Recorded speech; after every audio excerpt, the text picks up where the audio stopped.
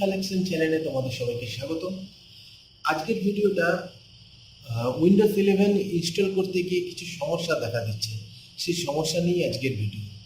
তো সমস্যাটা হলো, তোমরা স্ক্রিনে দেখো, আমি দেখাচ্ছি। যখনই আমরা উইন্ডোজ 11 ইনস্টল করতে যাচ্ছি, উইন্ডোজ 7 থেকে উইন্ডোজ 11 বা উইন্ডোজ 10 থেকে উইন্ডোজ 11 ইনস্টল করতে যাচ্ছি, তো একটা প্রবলেম দেখা দিচ্ছে। আপগ্রেড করতে যাচ্ছি, একটা প্রবলেম দেখা দিচ্ছে। তো আপগ্রেডের সময় এই কথাটা লেখা যাচ্ছে, this PC can't run Windows 11, তো the PC must support TPM 2.0। তো এই লেখাটা চলে আসছে। তো বন্ধুরা, এটা সলভ করা খুবই সহজ। তো তোমরা দেখে নাও কিভাবে তোমরা সলভ করবে।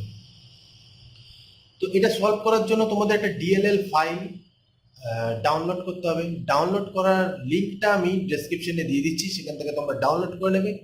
ডাউনলোড করার পর তোমরা কি করবে সেটা আমি দেখিয়ে দিচ্ছি। তো ফার্স্টে যেটা ডাউনলোড করলে ডিএলএল ফাইল, এই ডিএলএল ফাইলটা তোমরা ডাউনলোড করলে, এই ডিএলএল ফাইলটাকে রাইট ক্লিক করবে, রাইট ক্লিক করে কপি করে নেবে।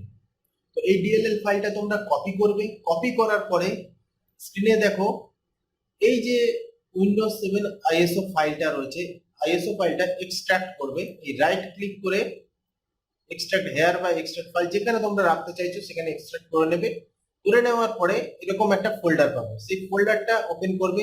সেটআপ ফাইলগুলো রয়েছে সেখানে। এই সোর্স অপশনটা যেখানে রয়েছে সেখানে গিয়ে রাইট ক্লিক করে সেই ডিএলএল ফাইলটা পেস্ট করে দেবে। তো এই replace the file in the destination, এটা করে নিল। ব্যাস, তোমাদের আর কিছু করার দরকার নেই।